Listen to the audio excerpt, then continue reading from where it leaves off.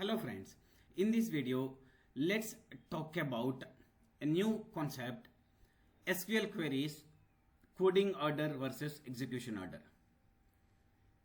In our daily life we prepare many queries.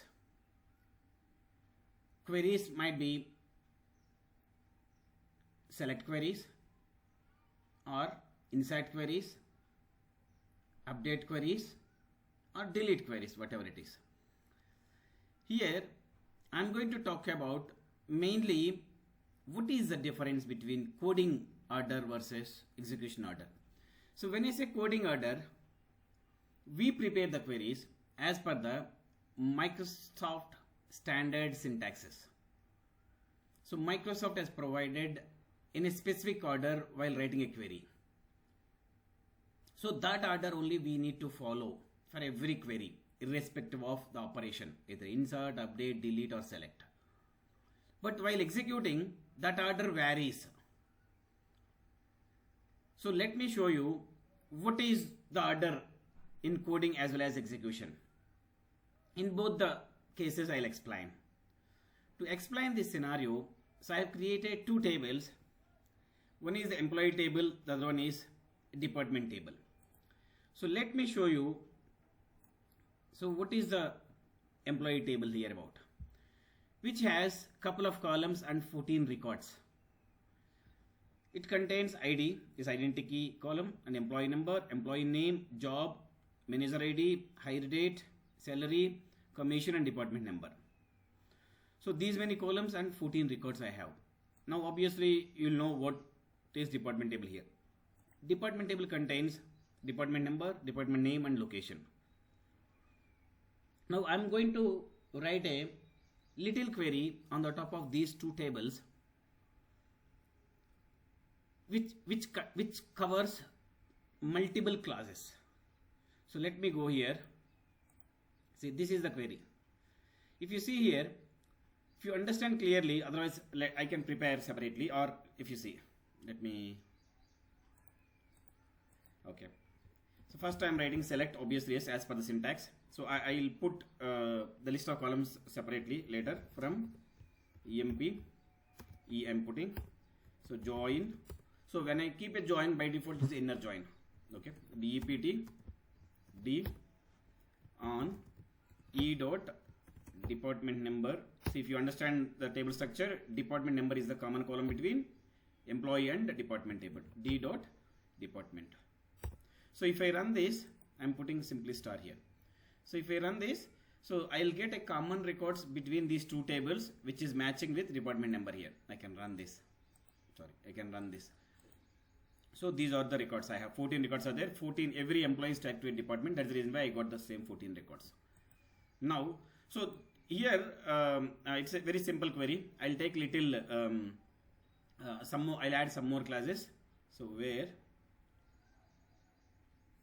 you see, so I want whose salary is greater than 2000. Okay, I want to cover multiple classes, so that is the reason why I'm adding where class. Okay, and so if I run this now, I'll get some data. So these many people's salary is this much, but now I want the count based on the department here. Okay, so if you see here, research department has 2 people, accounting department has 2 people, and sales department has 1. Research has 3. Okay, research has 3, accounting 2, sales 1. But I want that information. I don't want this much of big query. So department wise, who has salary greater than 2000. Okay. So now I need to apply department wise, means I need to apply group by. So what column I want is, either I can put as a department name or department number. That is fine because both are same here. Department number. Okay. So now if I apply to group by here, if I run star, it doesn't work. Okay. So let me run. I'll show you that. It gives you this. Okay. So it won't work. So when you specify group by class, so you need to specify only these columns in the query, irrespective of some count and other columns. So now I'll put it as department name, D name. Okay, for user friendliness, I'm going to use now D name here. Now if you see here, so these 3 departments only has people salary is greater than 2000. Okay, next, so I want the count as well. So I want the count as well. How many members are there for each department whose salary is greater than 2000. Okay, if I put 1000, obviously yes, I'll get more records. Here accounting 3 people I have, research 4 people, and sales 5 people. So let me add 2000 here. If I put 2000, obviously yes, the count will reduce. Okay, now so I have covered here how many? Select one, from, on, where, join, on is but join, and where, and group by. Next, now I want the departments, the employee count is more than 1 or greater than or equal to 2. Okay, I'm going to add having count of 1 greater than 1. Greater than 1 means anyway it doesn't cover 1. Now let me run this. No, yes. The departments who have employees salary is greater than 2000 as only 2 departments in the table now. One is accounting, the other one is research. So now if you see this, the coding order, if you understand clearly, the coding order is select. I'm going to write here for your information. First I prepared select.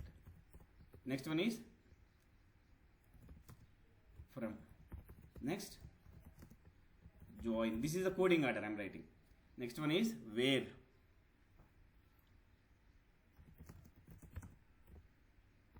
E. Next order is where, group by.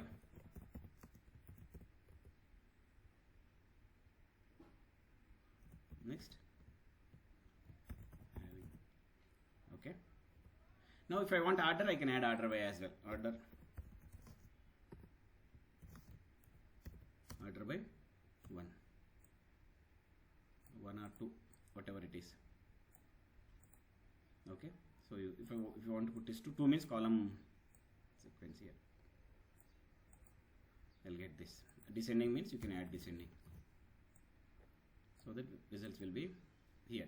First 3 we got, next 2. Okay, so next one is order, if you see. Okay, so this is the coding order.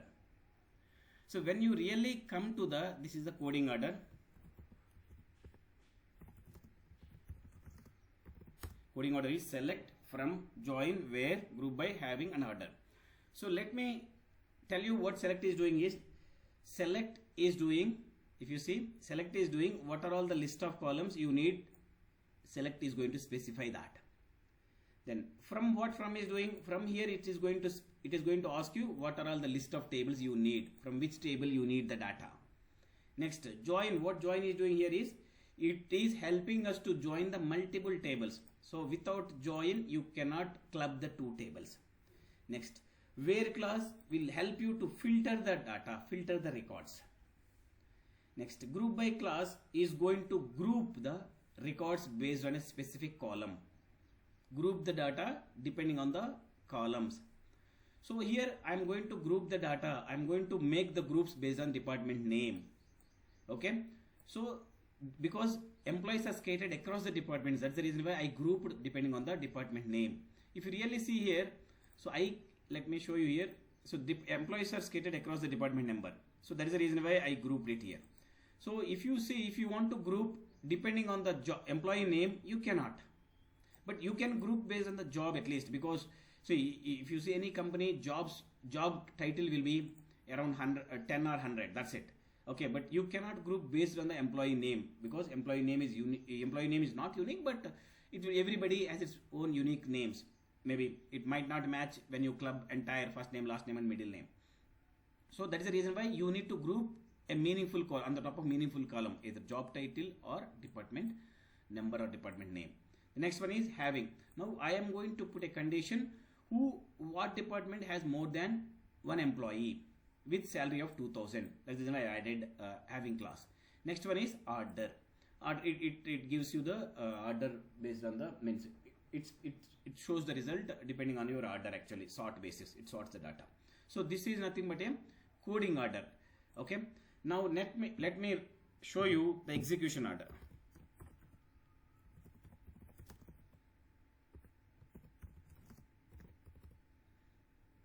First from. First from database engine. Here database engine in the background, it determines what is the source tables here. So if you see in this query, the source tables are employee and department. So from. Next, join. So why join is, so here it has to specify how many tables are there in your from, after from actually. So it identifies now employee as well as department table. I have two tables here. Okay. Next one is where. Why where it is? It has to filter the data. First it identifies how many tables are there and what data need to be filtered here. On what basis filter need to apply. So that is the reason why next one is where. Fourth one is group by. Group by is nothing but it groups the data depending on these three classes. First it applies this, then it groups the data depending on these three classes. Next, once it is data is grouped, then next one is having class. Because having, it is going to validate the count is greater than 1. So having is not mandatory in some of the queries. So if you don't need, you can skip this. Okay. But here, as per our query, having executes in the 5th. Next one is select. So now here the data almost finalized. Data is almost finalized. What data need to come as a result? If you have a sort or order by class, then order by executes at the end. So once data is completely finalized, then order by works here. Order by executes in this order, in the last order. So if you see the difference here between execution and coding order, it varies actually if you see. Okay. So let me maximize this. Minimize. Okay. Now if you see, coding order is select, from, join, where, group by, having and order. Now execution order is from, join, where, group by, having, select and order. So this is how select queries executes in the SQL database engine. So that's all about it. Thank you.